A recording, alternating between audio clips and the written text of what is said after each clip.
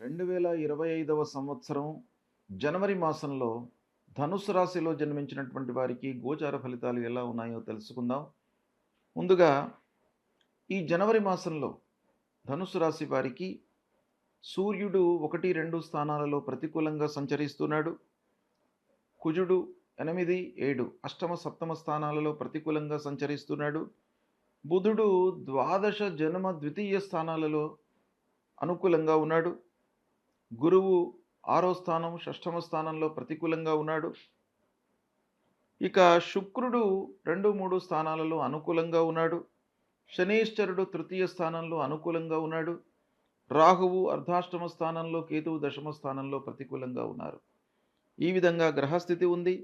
ధనుస్సు రాశి వారికి ముఖ్యంగా బుధుడు, శని యొక్క అనుగ్రహం ఉంది. శుక్రుడు కూడాను బాగా ఉన్నాడు, బుధుడు బాగా ఉన్నాడు. కాబట్టి మాసవారి ఫలితాలపై కొంత ప్రభావాన్ని చూపించేటువంటి గ్రహాలు బాగానే ఉన్నాయి. అయితే మెజారిటీ ప్లానెట్స్ మట్టుకు ప్రతికూలంగా ఉన్నాయి కనుక మిశ్రమ ఫలితాలే ఓవరాల్గా గోచరిస్తున్నాయి. కనుక 1, 2 వారాలు కొంత అనుకూలంగా ఉంటాయి. ఇక 3, 4 వారాలలో ప్రతికూలత కనబడుతుంది. ఏదేమైనప్పటికీ 1, 2 వారాలలో కొన్ని విషయాలలో ప్రతికూలత, కొన్ని విషయాలలో అనుకూలత. 3, 4 వారాలలో కూడాను కొన్ని విషయాలలో అనుకూలత, కొన్ని విషయాలలో ప్రతికూలత. ఇలా మిశ్రమ ఫలితాలు ఉండే అవకాశాలు ఉన్నాయి. చేసేటువంటి పనుల లోపల శ్రమ పెరుగుతుంది. అంటే మీరు ఊహించిన దానికంటే కూడాను వర్క్ లోడ్ బాగా పెరుగుతుంది. ఫలితం అనుకున్న దానికి భిన్నంగా ఉంటుంది. ఆశించినంతటువంటి ఫలితాలు ఉండవు. ఇక ప్రారంభించినటువంటి పనుల లోపల ఆటంకాలు బాగా గోచరిస్తున్నాయి. ముఖ్యంగా శ్రద్ధతో పనులు చేయవలసినటువంటి సమయము. అప్పుడు మాత్రమే మీకు ఫలితాలు అనుకూలంగా ఉంటాయి. ఇక పనులు ఆలస్యంగా పూర్తి కావడంతో ఆర్థిక పరిస్థితిపై భారం పడుతుంది. అంటే రుణభారం పెరుగుతుంది. మీరు అప్పు తీసుకొని ఏదైనా కార్యక్రమం ప్రారంభించినట్టయితే ఆ పని అనుకున్న సమయంలో పూర్తి కాకపోవడం మూలకంగా మీకు రుణభారం పెరిగేటువంటి అవకాశాలు చాలా ఎక్కువగా కనబడుతున్నాయి ఈ మాసంలో. కనుక కొంతగా రుణం తీసుకొని పనులు చేసేటువంటి వాళ్ళు చాలా జాగ్రత్తగా ఉండాలి ఈ మాసం లోపల. ఇకపోతే రాజకీయ నాయకులకు, కార్యకర్తలతో, అధినాయకులతో కొంత మనస్పర్ధలు వచ్చే అవకాశాలు ఉన్నాయి. కనుక కొంత జాగ్రత్తగా ఉండడం మంచిది. వ్యాపారస్తులకు వ్యాపారం సుగమంగా కొనసాగుతుంది. చేతిలో ఉన్నటువంటి వ్యాపారానికి ఇబ్బంది లేదు, లాభదాయకంగా ముందుకు వెళతారు. కోర్టు వ్యవహారాలు అనుకూలిస్తాయి. ఎన్నో రోజుల నుంచి పెండింగ్లో ఉన్నటువంటి కేసులు పరిష్కరింపబడి అనుకూలమైనటువంటి తీర్పులను ఈ నెలలో మీరు పొందేటువంటి అవకాశాలు బాగా ఉన్నాయి. ఇంటి వాతావరణం మీకు అనుకూలిస్తుంది. భార్యా పిల్లలతో సఖ్యతతో ఉంటారు. అనుకున్నవి అనుకున్నట్టుగా ఇంటిలో మీరు చెప్పడం మూలకంగా వాళ్లకు తోచిన విధంగా మీకు సహాయ సహకారాలు, సలహాలు ఇవ్వడంతో మీరు సంతృప్తిగా పనులు చేసేటువంటి అవకాశాలు బాగా ఉన్నాయి. ఇక కష్టానికి తగిన ప్రతిఫలము ఉంటుంది. ఆర్థిక పరిస్థితి మట్టుకు బాగానే ఉంటుంది. రావాల్సినటువంటి డబ్బు వస్తుంది.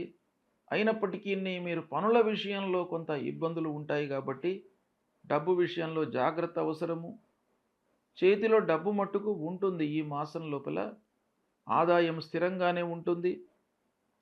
ఇకపోతే ముఖ్యంగా దగ్గరి వారితో కొన్ని ఇబ్బందులు కనబడుతున్నాయి. అంటే స్నేహితులతో, బంధువులతో, ఆత్మీయులతో, చిన్ననాటి మిత్రులతో, మీకు ఎవరైతే క్లోజ్గా మూవ్ అవుతుంటారో వాళ్ళందరితోనూ కొన్ని ఇబ్బందులు కనబడుతున్నాయి. ఆకస్మికమైనటువంటి ఖర్చులు, ఏదో రకంగా మిషనరీ మూలకంగా, ఇంటి మరమ్మతుల మూలకంగా అనుకోని ఖర్చులు ముందుకు రావడంతో కొన్ని పనుల లోపల ఇబ్బందులను ఎదుర్కొనేటువంటి అవకాశాలు ఉన్నాయి. ముఖ్యమైనటువంటి పనులు వాయిదా పడతాయి. ఇక ఉద్యోగస్తులకు తోటివారితో పర్వాలేదు, బాగానే ఉంటారు. హైఅప్స్తో మీరు సఖ్యత, స్నేహము మెయింటైన్ చేయాలి. అది చాలా అత్యవసరమైనటువంటి విషయం. ఇంటి లోపల ప్రశాంతత కొరకై మీరు ఇంకా ఎఫర్ట్స్ పెట్టాలి. శుక్రుడు బాగానే ఉన్నాడు. అయినప్పటికీ మీ వైపు నుండి మీరు ప్రశాంతత కొరకై చాలా ఎఫర్ట్స్ పెట్టాలి. ఇక మానసికంగా కొన్ని ఇబ్బందులు కనబడుతున్నాయి. అంటే అనవసరమైనటువంటి విషయాలలో ఆలోచించడం మూలకంగా, లేదా శత్రుత్వం పెరగడం మూలకంగా, సమాజంలో మీకు కొన్ని రోజుల నుండి స్నేహంగా తిరుగుతున్నటువంటి వాళ్ళు ఒకే క్షణం లోపల మారిపోయి శత్రువులుగా మారడం మూలకంగా మీరు మానసికంగా ఇబ్బందులు, శారీరక ఇబ్బందులకు గురయ్యేటువంటి అవకాశాలు ఉన్నాయి కాబట్టి, ఈ విధంగా ఫలితాలు ఉన్నాయి. కొంత జాగ్రత్తగా మీరు నిర్ణయాలు తీసుకున్నట్టయితే, ఈ ఫలితాలను మీరు మీ ఎఫర్ట్స్‌తో రెక్టిఫై చేసుకునేటువంటి అవకాశాలు ఉంటాయి. ఇకపోతే ఈ జనవరి మాసంలో ధనుస్సు రాశిలో జన్మించినటువంటి వారికి ఏ గ్రహాలు ప్రతికూలంగా ఉన్నాయి అనేటువంటి విషయాన్ని మనం చూసినట్టయితే, ప్రథమంగా అష్టమ స్థానంలో మీకు అంగారకుడు సంచరిస్తున్నాడు. కుజాష్టమం. కుజుడు అష్టమ స్థానంలో సంచరించడము ప్రబల ప్రతికూలమైనటువంటి సంచారం కాబట్టి, ఆ కుజ భగవానుడికి పరిహారం తప్పకుండా ఈ మాసంలో మీరు చేసుకోవాలి. ఏం చేయాలి? సుబ్రహ్మణ్య స్వామిని కొలవండి. సుబ్రహ్మణ్య స్వామి దేవాలయానికి వెళ్ళండి. ధరణీ గర్భ సంభూతం విద్యుత్ కాంచన సన్నిభం కుమారం శక్తిహస్తంచ మంగళం ప్రణమామ్యహం అనేటువంటి మూల మంత్రాన్ని ప్రతినిత్యం చదువుకోండి. తర్వాత లక్ష్మీ నరసింహస్వామిని కొలవండి. లక్ష్మీ నరసింహస్వామిని కొలవడం మూలకంగా మీకు ఒక చేయూత లభిస్తుంది. ఆ భగవంతుడు మీకు ఒక ఆపత్తులో ఉన్నటువంటి వాడికి ఒక హస్తాన్ని అందిస్తాడు. కాబట్టి లక్ష్మీ నరసింహస్వామిని కొలవడం మూలకంగా మీరు ఆపదల నుండి విముక్తులయ్యేటువంటి అవకాశాలు ఉంటాయి కాబట్టి నరసింహస్వామిని కొలవండి. తర్వాత భగవంతుడు ఆ గురువు రూపం లోపల ఉంటాడు. సద్గురువులను సందర్శించుకోండి. మాతాపితరులను సేవించండి. అమ్మవారి దేవాలయానికి వెళ్ళండి. విఘ్నేశ్వరుణ్ణి పూజించండి. శంకరుణ్ణి పూజించడం మూలకంగా మీకు చాలా విషయాలలో సత్ఫలితాలు కలిగేటువంటి అవకాశాలు ఉంటాయి. అయితే ఓవరాల్గా మీకు గ్రహస్థితి కొంత ప్రతికూలంగానే ఉంది. కొన్ని విషయాల్లో మిశ్రమ ఫలితాలు ఉన్నప్పటికీ గురు, రాహు, కేతువు, కుజుడు ఇలాంటి గ్రహాలు ప్రతికూలంగా ఉన్నాయి కాబట్టి మీ వైపు నుంచి ఎఫర్ట్స్ ఈ మాసంలో చాలా అవసరము.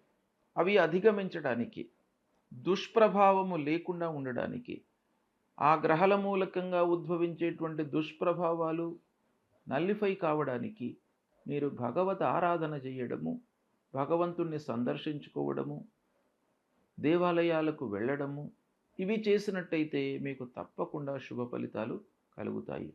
శుభం.